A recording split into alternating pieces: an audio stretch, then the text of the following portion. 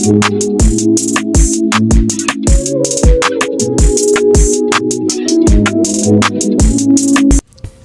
everybody, welcome to my channel, Chameleon Girl and my enchanted humble lifestyle. Guess who I have in the studio today? It's Mommy, and I'm going to be doing something to Mommy's hair.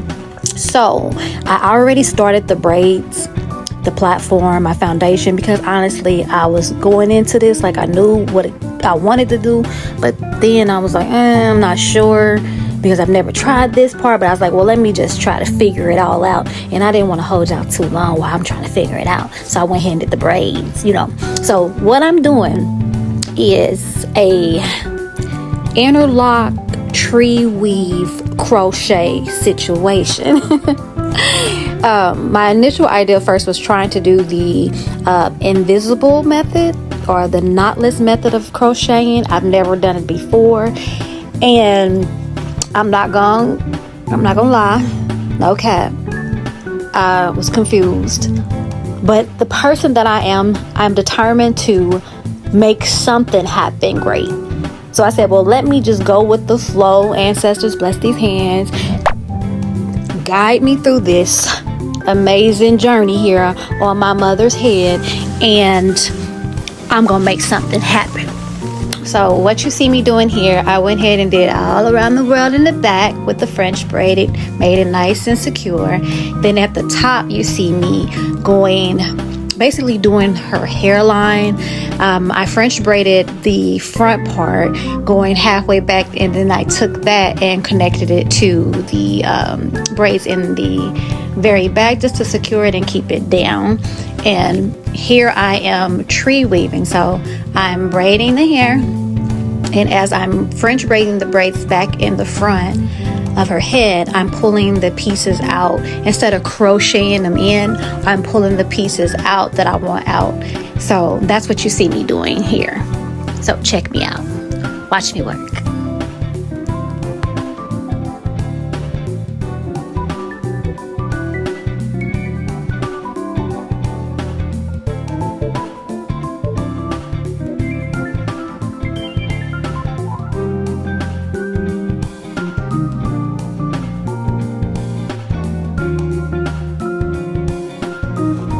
Now I know it looks like I'm all over the place, right?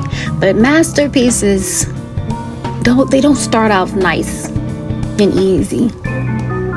It gets a little chaotic before the results are seen. So I really was lost right here. I just I knew the techniques except for the invisible method or knotless method, but I'm working on it, and I'm gonna try to do that in the very, very front. As you can see at the top, I'm gonna try to do the invisible method, just to try. Practice makes perfect. Here I'm on the other side now, and I'm French braiding the French braids back, and here I'm just taking the hairs on her hairline, so I won't even be tempted to pull it into a French braid. No hairline into the braids, like keep their hairline free. So I'm just brushing with a little oil her hairline, which we know is baby hairs. I'm just brushing them back so I won't be tempted to grip it, which I wouldn't, because that would be very painful. As you can see, Mommy is now asleep, and she is comfortable. She got her feet kicked up and everything. And so here I'm just parting. I want the braids to be small, but not too small, but small enough to bring some volume. And no, that is not a bald spot in my mom's head. It's her natural gray, silver, platinum hair. When I was watching the video, I was like, well, it looks like it's a bald spot, but it's not. It was just that her hair, her touch up, I didn't go that far back with her touch up on dyeing her hair just a little bit in the front. So with that being said, I'm French braiding the braid back to my circle in the back there, and as I go, I'm pulling out little bitty strands to lay back over the braid. If you know, it's an old method. It's called tree weaving. You can do it with synthetic hair, human hair. You can do it with braiding hair. So So we're using on this, I didn't take a picture of it, but I'm using Model Glands hair, braiding hair, and the 5-pack. It was the ombre. What I did is shampooed and conditioned the hair. Before, if I tell y'all, I'm gonna get to that video where I show y'all what some dye and some braiding hair did to my skin. It sent me through depression. So I'm very big on washing anything that has color in it. When I buy synthetic fibers or connectline fibers, I do it in shampoo and I do a condition on the hair in hot water. Then I go to cold water and I do me some vinegar. I let it sit for about 2 hours and then we are done after rinsing. That's what I do with my braiding hair because I had a horrible and traumatic experience with braiding hair that had color. So that's what mommy got in her hair here. Hair is shampoo, conditioned. The ombre hair again is by Model Connectline braiding hair. So here I am now just going through and French braiding.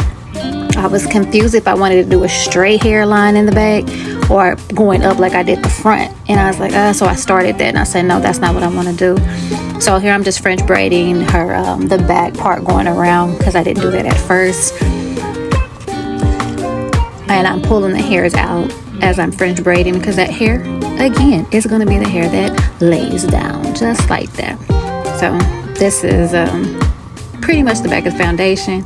These 2 braids you see sticking out like right here. I'm just going to take that and go and sew it down smooth into the space that I have here, just so the foundation is extremely flat and smooth. And there, that is there. So that, and did the same on the other side. And now I am going ahead and just go with the flow and keep it breezy and smooth.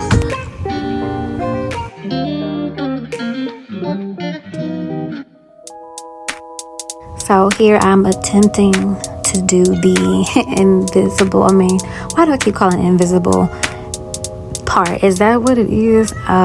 Like I said, this is my first time trying the knotless method.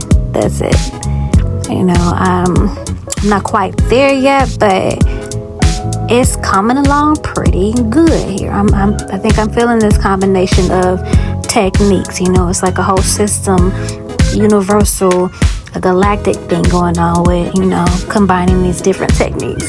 So I'm just having fun with it. So I'm wanting to get this hairline in the back just smooth, you know, just smooth and clean and just as precise as I can possibly get it, because it's a crochet. But in my mind I was saying, I'm gonna do this knotless method, I'm gonna do this, and I did. I tried. But I love this. I love what's coming about what I'm doing here, because it you know, you start something like I said before, and then it's like, I'm liking this, but what am I doing here? As you can see, I am struggling with this back part here, but honestly, it's just like this relationship I have to get with the unknown, doing this for the first time. So in the back, I'm actually taking my time trying to make sense of if I'm making sense of this knotless method we got going on. But so far, so good. I'm not mad at myself. I'm not mad at it. I'm not mad at it.